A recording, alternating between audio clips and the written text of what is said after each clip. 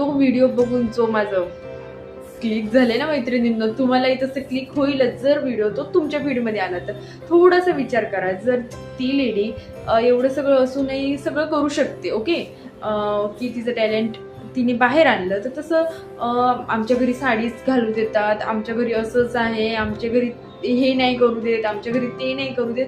आपण ज्या गोष्टी नाही होत त्याकडे वेळ घालवण्यापेक्षा ज्या गोष्टी तुला करता येतात ना त्यात वेळ घालव ना.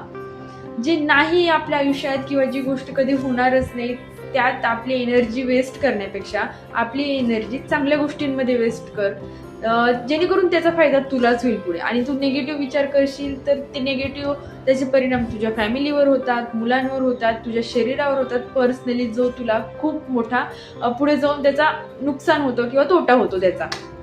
तर ती एनर्जी फक्त आणि फक्त तू स्वतःच इम्प्रूव्ह करण्यामध्ये घाल, की मला या वेळेचं काय करायचंय, त्या वेळेचं काय करायचंय आणि आता मी काय करू शकते. आता तर मी 25शी झाले, मग आता मी काय करणार, आता तर मला छोटं बाळच आहे, मग आता मी काय करू.